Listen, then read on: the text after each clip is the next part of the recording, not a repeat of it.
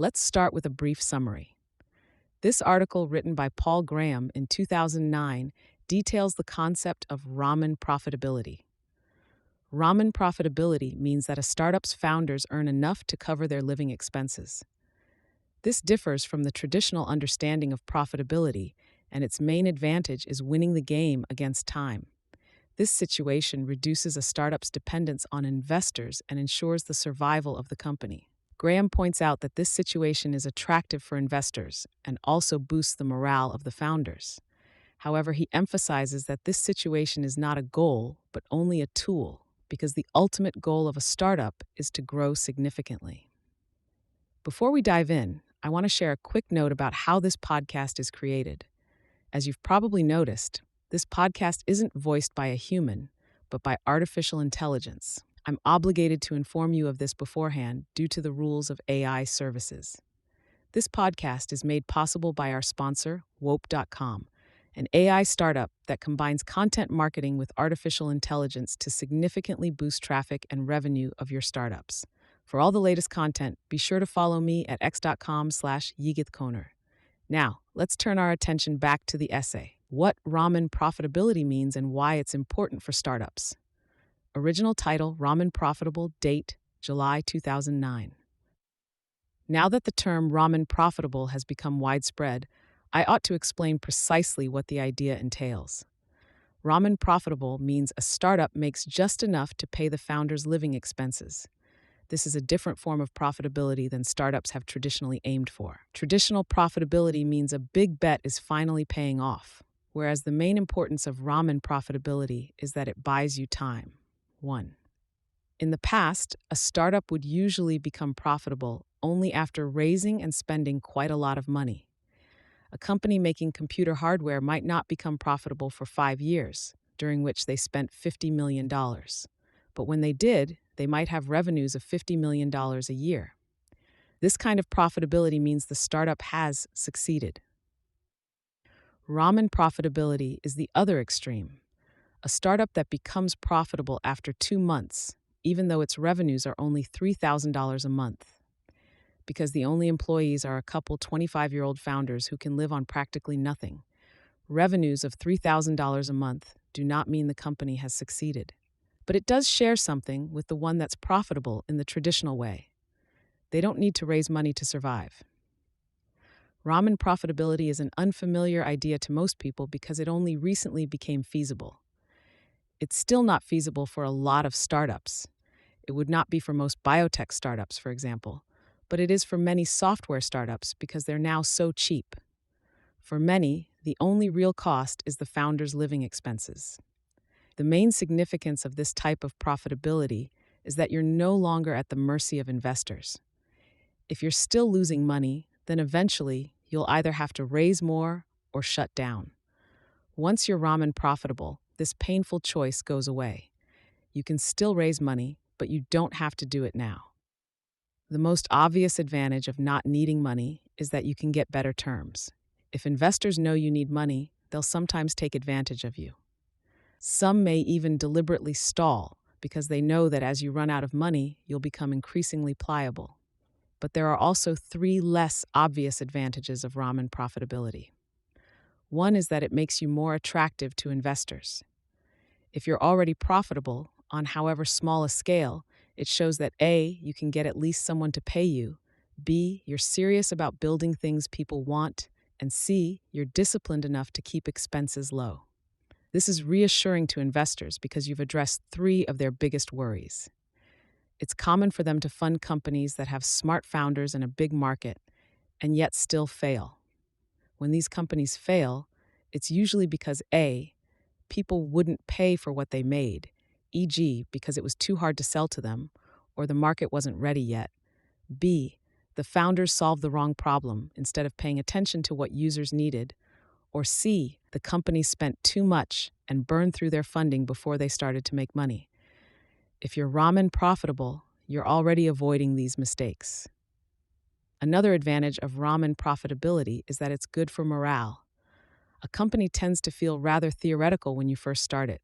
It's legally a company, but you feel like you're lying when you call it one. When people start to pay you significant amounts, the company starts to feel real, and your own living expenses are the milestone you feel most, because at that point, the future flips state. Now, survival is the default instead of dying. A morale boost on that scale is very valuable in a startup because the moral weight of running a startup is what makes it hard. Startups are still very rare. Why don't more people do it? The financial risk? Plenty of 25-year-olds save nothing anyway. The long hours? Plenty of people work just as long hours in regular jobs. What keeps people from starting startups is the fear of having so much responsibility. And this is not an irrational fear. It really is hard to bear. Anything that takes some of that weight off you will greatly increase your chances of surviving. A startup that reaches ramen profitability may be more likely to succeed than not, which is pretty exciting considering the bimodal distribution of outcomes in startups. You either fail or make a lot of money. The fourth advantage of ramen profitability is the least obvious, but may be the most important. If you don't need to raise money, you don't have to interrupt working on the company to do it. Fundraising.html is terribly distracting. You're lucky if your productivity is a third of what it was before, and it can last for months. I didn't understand, or rather remember, precisely why raising money was so distracting till earlier this year. I'd noticed that startups we funded would usually grind to a halt when they switched to raising money. But I didn't remember exactly why till YC raised money itself. We had a comparatively easy time of it. The first people I asked said yes, but it took months to work out the details. And during that time, I got hardly any real work done. Why? Because I thought about it all the time. At any given time, there tends to be one problem that's the most urgent for a startup. This is what you think about as you fall asleep at night and when you take a shower in the morning. And when you start raising money, that becomes the problem you think about. You only take one shower in the morning. And if you're thinking about investors during it, then you're not thinking about the product. Whereas if you can choose when you raise money, you can pick a time when you're not in the middle of something else. And you can probably also insist that the round close fast. You may even be able to avoid having the round occupy your thoughts if you don't care whether it closes. Ramen profitable means no more than the definition implies. It does not, for example, imply that you're bootstrapping the startup, that you're never going to take money from investors. Empirically, that doesn't seem to work very well. Few startups succeed without taking investment. Maybe as startups get cheaper, it will become more common. On the other hand, the money is there, waiting to be invested. If startups need it less, they'll be able to get it on better terms, which will make them more inclined to take it. That will tend to produce an equilibrium.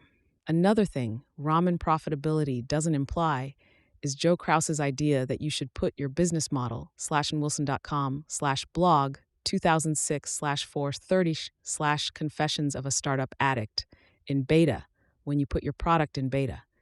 He believes you should get people to pay you from the beginning. I think that's too constraining. Facebook didn't, and they've done better than most startups. Making money right away was not only unnecessary for them, but probably would have been harmful.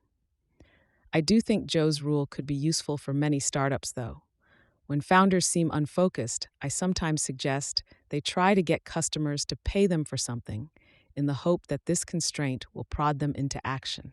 The difference between Joe's idea and ramen profitability is that a ramen profitable company doesn't have to be making money the way it ultimately will. It just has to be making money. The most famous example is Google, which initially made money by licensing search to sites like Yahoo. Is there a downside to ramen profitability? Probably the biggest danger is that it might turn you into a consulting firm. Startups have to be product companies in the sense of making a single thing that everyone uses. The defining quality of startups is that they grow fast, and consulting just can't scale the way a product can. But it's pretty easy to make $3,000 a month consulting. In fact, that would be a low rate for contract programming. So there could be a temptation to slide into consulting and telling yourselves you're a ramen profitable startup when in fact you're not a startup at all. It's okay to do a little consulting type work at first. Startups usually have to do something weird at first. But remember that ramen profitability is not the destination. A startup's destination is to grow really big. Ramen profitability is a trick die.htm en route. Notes: the ramen in Ramen Profitable refers to instant ramen, which is just about the cheapest food available. Please do not take the term literally. Living on instant ramen would be very unhealthy. Rice and beans are a better source of food. Start by investing in a rice cooker if you don't have one. Rice and beans for tune, olive oil or butter, and yellow onions, other fresh vegetables. Experiment 3 cloves, garlic, 12-ounce cans white, kidney, or black beans, and cubes. Nor beef or vegetable bouillon, and teaspoons freshly ground black pepper.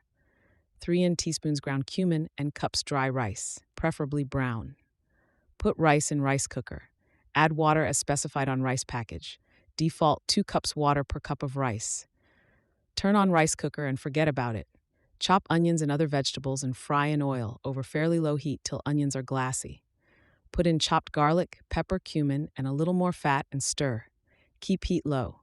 Cook another 2 or 3 minutes, then add beans, don't drain the beans, and stir. Throw in the bouillon cubes, cover, and cook on lowish heat for at least 10 minutes more. Stir vigilantly to avoid sticking. If you want to save money, buy beans in giant cans from discount stores. Spices are also much cheaper when bought in bulk. If there's an Indian grocery store near you, they'll have big bags of cumin for the same price as the little jars in supermarkets. 2. There's a good chance that a shift in power from investors to founders would actually increase the size of the venture business. I think investors currently err too far on the side of being harsh to founders. If they were forced to stop, the whole venture business would work better, and you might see something like the increase in trade you always see when restrictive laws are removed. Investors are one of the biggest sources of pain for founders. If they stopped causing so much pain, it would be better to be a founder. And if it were better to be a founder, more people would do it. It's conceivable that a startup could grow big by transforming consulting into a form that would scale. But if they did that, they'd really be a product company. Thanks to Jessica Livingston for reading drafts of this.